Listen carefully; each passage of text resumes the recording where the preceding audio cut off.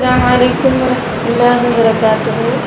حمدا کثیرا طیبا مبارکا فیہ اللہم صلی وسلم علی نبینا محمد اعوذ باللہ من الشیطان الرجیم بسم اللہ الرحمن الرحیم۔ آج ہم سورۃ البقرہ کا دوسرا رکوع پڑھیں گے۔ کل ہم نے سورۃ البقرہ کے پہلے رکوع میں متقین کی صفات پڑھی تھیں اور ساتھ میں اللہ تعالیٰ نے پہلے رکوع کے آخر میں کافروں کا تذکرہ کیا تھا۔ آج کے سبق میں ہم انشاءاللہ منافقین کے بارے میں پڑھیں گے، یعنی مدینہ میں آ کر جو تیسرا گروہ قائم ہوا تھا وہ تھا گروہ منافقین کا، تو ان کے بارے میں پڑھیں گے ہم۔ وَمِنَ النَّاسِ اور لوگوں میں سے من کچھ ایسے بھی لوگ ہیں یقولو وہ کہتے ہیں آمنا ہم ایمان لائے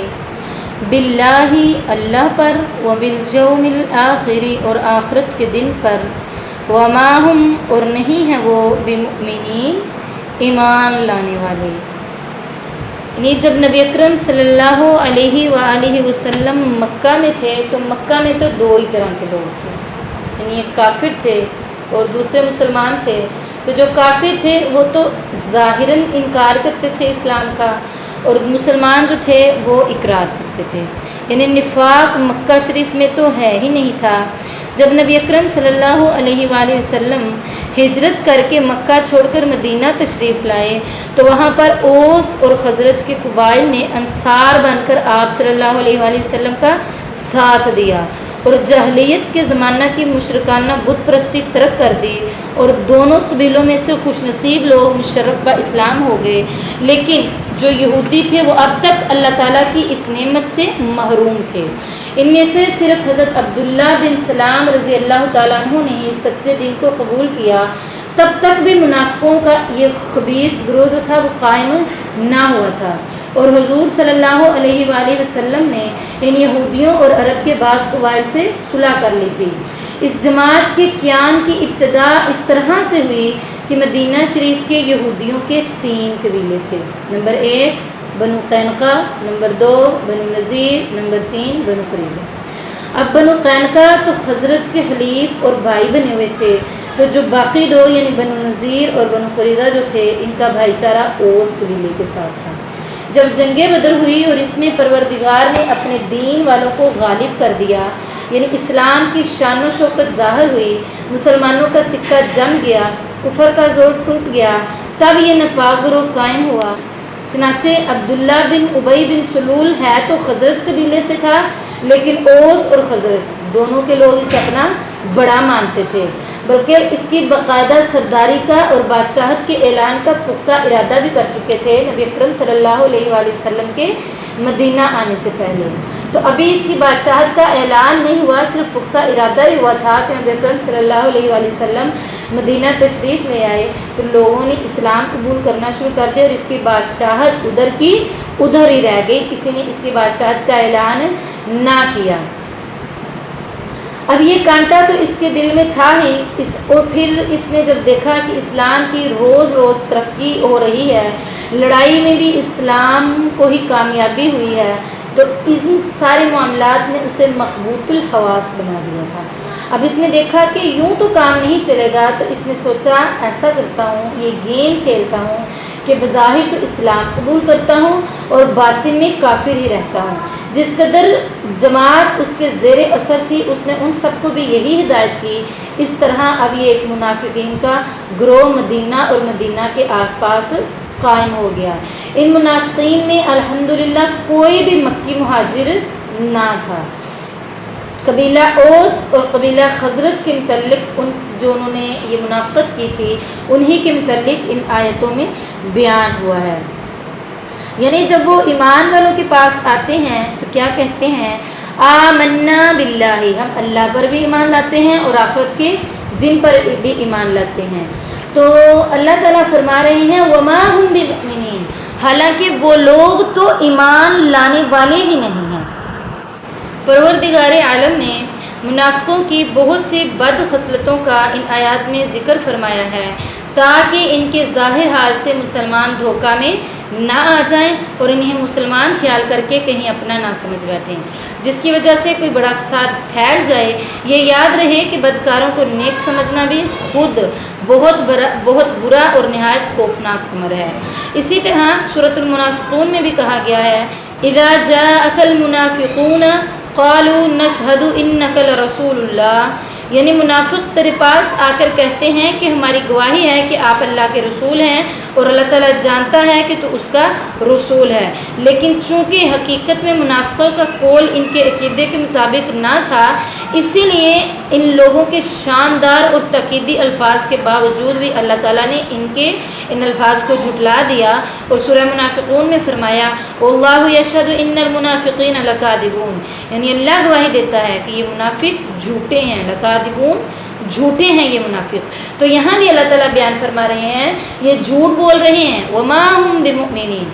یہ تو ایمان نہ لائے ہیں اور نہ ہی یہ لانے والے ہیں،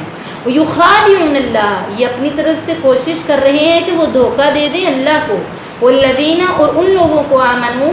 جو ایمان لائے ہیں۔ تو یاد رکھو وما یخدعون الا انفسہم، یہ منافقین جو ہیں وہ نہ تو اللہ کو دھوکہ دے سکتے ہیں اور نہ ہی ایمان والوں کو دھوکہ دے سکتے ہیں، الا انفسہم، مگر وہ اپنے نفسوں کو ہی دھوکہ دے رہے ہیں، وما یشعرون،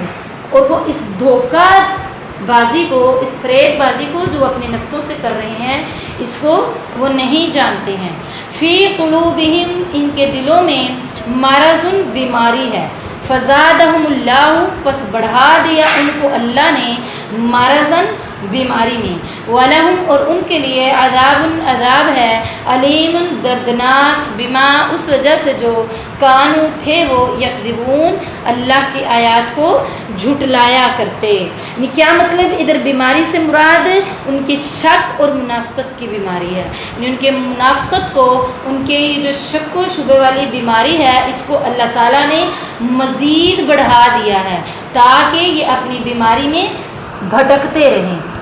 انہیں اسلام میں شک کی بیماری تھی اور ان کی ناپاکی میں اللہ تعالیٰ نے اور اضافہ کر دیا، جیسے قرآن مجید میں اس کا ذکر اللہ تعالیٰ نے فرمایا ہے سورۃ التوبہ میں کہ فَأَمَّا الَّذِينَ آمَنُوا فَزَادَتْهُمْ إِيمَانًا وَهُمْ يَسْتَبْشِرُونَ وَأَمَّا الَّذِينَ فِي قُلُوبِهِمْ مَرَضٌ فَزَادَتْهُمْ رِجْسًا إِلَىٰ رِجْسِهِمْ، یعنی ایمان والوں کے ایمان کو تقویت پہنچتی ہے اور وہ خوشیاں مناتے ہیں، لیکن بیماری والوں کی ناپاکی اور پلیدی کو اور زیادہ کر دیتی ہے، یعنی ان کی گمراہی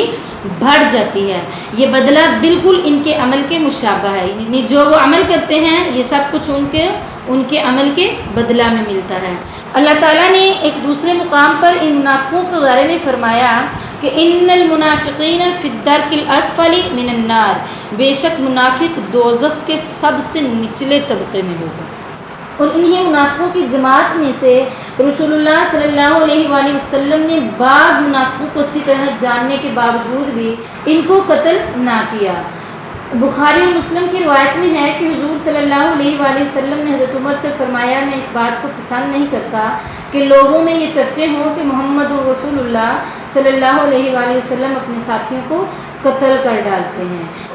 مطلب یہ ہے کہ جو عربی آس پاس کے ہیں انہیں یہ تو معلوم نہ ہو سکے گا کہ ان منافقوں کے پوشیدہ کفر کی بنا پر انہیں قتل کیا گیا ہے، ان کی نظریں تو ظاہری چیزیں ہی دیکھیں گی نا، تو ان میں یہ بات مشہور ہو جائے گی کہ حضور صلی اللہ علیہ وسلم اپنے ساتھیوں کو قتل کر ڈالتے ہیں، صرف اسی وجہ سے اللہ کے نبی نے ان کو قتل نہ کروایا تھا۔ وَإِذَا، اور جب قیل کہا جاتا ہے لہم ان منافقوں کے لیے کہ لا تفسدوا، نہ تم سب فساد کرو، فی الارض، زمین میں، تو قالوا، وہ کہتے ہیں انما، بے شک، نحن، ہم تو، مصلحون، اصلاح کرنے والے ہیں۔ یعنی جب ان منافقین کو کہا جاتا ہے کہ تم زمین میں فساد برپا نہ کرو تو کہتے ہیں ہم ہی تو سب سے زیادہ اصلاح کرنے والے ہیں، ہم ایمان والوں کے پاس جاتے ہیں تو ان کے ہو جاتے ہیں، ان کے ساتھ بھی لڑائی جھگڑا نہیں کرتے ہیں، اور کافروں کے پاس جاتے ہیں تو ان کے ہو جاتے ہیں، ہم سے زیادہ بھلا کون ہوگا زمین کی اصلاح کرنے والا؟ تو اللہ تعالیٰ فرما رہے ہیں الا، خبردار، انہم، بے شک وہ ہی، ہم المفسدون، فساد کرنے والے ہیں، ولکن لا یشعرون، اور جہالت کی انتہا تو یہ ہے ولکن، اور لیکن، لا یشعرون، اپنے اس فساد کے طریقے کو وہ خود ہی سمجھ نہیں سکتے ہیں۔ وَإِذَا اور جب قیل کہا جاتا ہے لہم ان کے لیے آمنو ایمان لاؤ، کما جیسا کہ آمن الناس ایمان لائے لوگ، قالو تو وہ کہتے ہیں انؤمن کیا ہم ایمان لائیں، کما جیسا کہ آمن السفہاء ایمان لائے بے وقوف، الا خبردار انہم بے شک وہ ہی ہم السفہاء وہ ہی بے وقوف ہیں، ولیکن اور لیکن لا یعلمون وہ نہیں جانتے۔ یعنی جب ان لوگوں کو کہا جاتا ہے کہ تم اس طرح ایمان لاؤ جس طرح لوگ ایمان لائے ہیں، اور ادھر لوگوں سے مراد کون ہیں؟ صحابہ اکرام ہیں۔ ان کو کہا جاتا ہے کہ تم ان صحابیوں کی طرح خالص ایمان لے آؤ، تو وہ کہتے ہیں کہ ہم نعوذ باللہ اس طرح ایمان لائیں جس طرح یہ بے وقوف ایمان لائیں۔ استغفر اللہ، یہ اللہ کے نبی کے صحابہ کو، مومنین کو بے وقوف کہتے ہیں۔ وہ بے وقوف اس لیے کہتے ہیں کہ دیکھو انہوں نے صرف اسلام کی خاطر بالکل دنیا چھوڑ ہی دی، اپنے مال قربان کر دیے، اپنی جانیں قربان کر دیں، اپنے عزیز و اقارب قربان کر دیے، تو ہم اس طرح کا ایمان نہیں لائیں گے۔ تو ان کے اس جواب میں اللہ تعالیٰ فرماتے ہیں الا خبردار میرے نیک بندوں کو، میرے نبی کے صحابہ کو بے وقوف کہنے والوں، ہم السفہاء وہ ہی بے وقوف ہیں جو میرے نبی کے صحابہ کو بے وقوف کہتے ہیں، ولیکن لا یعلمون اور اپنی اس بے وقوفی کو وہ خود بھی نہیں سمجھ سکتے ہیں۔ وَإِذَا اور جب لقوا الذین کہا جاتا ہے، وَإِذَا اور جب لقوا وہ ملتے ہیں الذین ان لوگوں سے آمنوا جو ایمان لائے، تو قالوا وہ کہتے ہیں آمنا ہم ایمان لائے، وَإِذَا اور جب خلو علیحدہ ہوتے ہیں الی شیاطینہم اپنے شیطانوں کی طرف، قالوا تو وہ سب کہتے ہیں انا بے شک ہم تو معکم تمہارے ساتھ ہیں، انما بے شک نحن ہم تو مستہزئون مذاق کرنے والے ہیں۔ یعنی ایمان والوں کے پاس جاتے ہیں دوگلا پالیسی اختیار کرتے ہیں، منافقت اختیار کرتے ہیں، جب ایمان والوں کے پاس جاتے ہیں تو کہتے ہیں ہم ایمان لائے ہیں، اور جب اپنے سرداروں کی طرف، منافقوں کی طرف، شیطانوں کی طرف آتے ہیں تو کہتے ہیں ہم تو تمہارے ساتھ ہیں، ہم تو مسلمانوں کے ساتھ مذاق کرتے ہیں۔ تو اللہ تعالیٰ ان کے جواب میں فرما رہے ہیں اللہ یستہزئ مذاق کرے گا بہم ان کے ساتھ، ویمدہم اور وہ ڈھیل دے گا ان کو فی طغیانہم ان کی سرکشی میں، یعمہون وہ حیران پھریں گے۔ اور ادھر یستہزئ لفظ استعمال ان کے جواب میں ہوا ہے، ورنہ اللہ تعالیٰ کی ذات ایسے تمام اوصاف سے پاک ہے۔ اللہ تعالیٰ کا فرمان ہے وَجَزَاءُ سَيِّئَةٍ سَيِّئَةٌ مِثْلُهَا، یعنی برائی کا بدلہ اسی کی مثل دیا جائے گا۔ جیسے ہے مکروا ومکر اللہ، تو اللہ تعالیٰ ان تمام صفات سے پاک ہے، صرف ان کی بات کا جواب انہی کے انداز میں دیا جا رہا ہے۔ اولئک الذین یہی وہ لوگ ہیں نشتروا الضلالۃ جنہوں نے خرید لیا گمراہی کو بالہدیٰ ہدایت کے بدلے، فما ربحت پس نہ نفع دیا ان کو تجارتہم ان کی تجارت نے، وما کانوا اور نہ ہی ہوئے وہ مہتدین ہدایت پانے والے۔ یعنی یہ جو تجارت کی ہے انہوں نے گمراہی کے بدلے ہدایت کو بیچ دیا ہے، گمراہی کو خرید لیا ہے، آخرت کے بدلے دنیا کو خرید لیا ہے انہوں نے، تو یاد رکھیں یہ جو انہوں نے تجارت کی ہے یہ تجارت ان کو کوئی فائدہ نہ دے گی اور نہ ہی وہ ہدایت یافتہ لوگوں میں شمار ہوں گے۔ مثلہم ان کی مثال کمثل الذی اس شخص کی طرح ہے ذی استوقد جس نے جلائی نارن آگ، فلما پس جب اضاءت روشنی ہوئی ما حولہ اس کے ارد گرد، ذہب اللہ تو لے گیا اللہ بنورہم ان کی روشنی کو، وترکہم اور چھوڑ دیا ان کو فی ظلمات اندھیروں میں، لا یبصرون وہ نہیں دیکھ سکتے۔ اس آیت میں اللہ تعالیٰ جو مثال بیان کر رہے ہیں وہ نبی اکرم صلی اللہ علیہ وآلہ وسلم کی ہے، یعنی آگ جلانے والی شخص سے مراد خود رسول اللہ صلی اللہ علیہ وآلہ وسلم ہیں، جنہوں نے کفر و ضلالت کی تاریکیوں میں اسلام کی شمع روشن کی اور حق کو باطل سے، صحیح کو غلط سے اور راہ راست کو گمراہیوں سے چھانٹ کر بالکل نمایاں کر دیا۔ اب جو لوگ سچے مومن تھے انہیں سب کچھ واضح طور پر نظر آنے لگا، مگر یہ منافقین جو اپنی مفاد پرستی کی وجہ سے اندھے ہو رہے تھے انہیں اس روشنی میں کچھ بھی نظر نہ آیا۔ ان کے اس طرح اندھے بنے رہنے کو ہی اللہ تعالیٰ نے ذہب اللہ بنورہم سے تعبیر کیا ہے، اور اللہ تعالیٰ کی طرف اس کی نسبت ویسی ہی ہے جیسے خاتم اللہ علی قلوبہم کی ہے۔ مطلب یہ کہ منافقوں کو خود نور صداقت دیکھنا گوارا نہیں تو اللہ نے بھی انہیں تاریکیوں میں بھٹکتا ہوا چھوڑ دیا۔ اللہ کا قانون ہرگز یہ نہیں کہ کسی کو زبردستی ہدایت دے، بلکہ اس کا قانون تو یہ ہے کہ جدھر کوئی چلنا چاہتا ہے اللہ تعالیٰ اس کے لیے وہی رستے آسان فرما دیتے ہیں۔ سمن بہرے ہیں، بکمن گونگے ہیں، عمیون اندھے ہیں، فہم پس وہ لا یرجعون نہیں لوٹ سکتے۔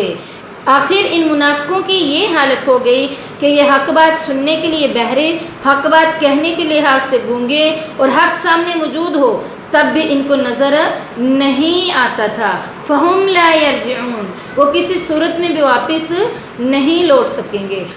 او کصیبن، یا ان کی مثال زوردار بارش کی طرح ہے، من السماء جو آسمان سے برس رہی ہو، فیہ اس میں ظلمات اندھیرے ہوں، ورعد اور کڑک ہو، وبرق اور بجلی ہو، یجعلون وہ کر لیتے ہیں، اصابعہم اپنی انگلیوں کو، فی آذانہم اپنے کانوں میں، من الصواعق کڑک کے ڈر سے، حذر الموت اور موت کے ڈر سے، واللہ اور اللہ محیط گھیرنے والا ہے، بالکافرین کافروں کو۔ یکادو قریب ہے کہ البرق بجلی، یخطف اچک لے، ابصارہم ان کی بصارت کو، کلما جب کبھی بھی اضاء روشنی ہوتی ہے، لہم ان کے لیے،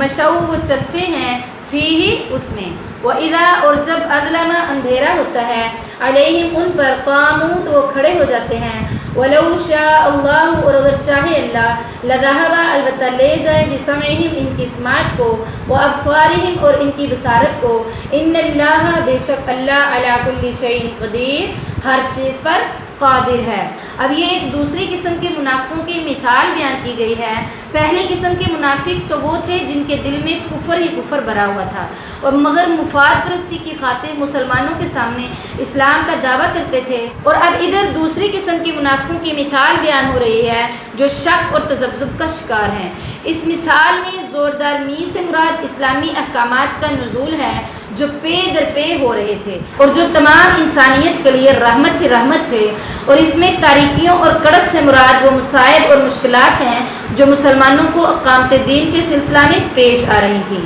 اور چمک سے مراد وہ کامیابیاں اور کامرانیاں ہیں جو مسلمانوں کو حاصل ہو رہی تھیں۔ اب جب کوئی کڑک کے آواز یا مصیبت مسلمانوں کو درپیش ہوئی تو یہ منافق اپنی جان بچانے کی خاطر مسلمانوں سے الگ ہو کر حفاظتی اقدامات کرنا شروع کر دیتے ہیں، حالانکہ اللہ تعالیٰ اس صورت میں بھی ان کو ہلاک کرنے پر پوری قدرت رکھتا ہے، اور مسلمانوں کی کامیابی اور ان کی مسلمانوں سے علیحدگی ہی ان کی موت کا باعث بن سکتی ہیں۔ پھر جب معاملہ ذرا سہل ہو جاتا تو مصائب چھٹ جاتے تو یہ لوگ اسلام کی طرف پیش قدمی کرتے، اور جب کوئی سخت احکام نازل ہوتا ہے تو وہیں کہ وہیں ٹھٹک کر کھڑے ہو جاتے ہیں، اور اگر اللہ چاہتا تو پہلی قسم کے منافقوں کی طرح ان کی بصارت اور ان کی سماعت کو بھی سلب کر سکتا تھا، مگر اللہ کا قانون یہ ہے کہ جو شخص جس حد تک دیکھنا اور سننا چاہتا ہے اسے اس حد تک دیکھنے اور سننے دیا جائے، اگرچہ اللہ ہر چیز پر قادر ہے۔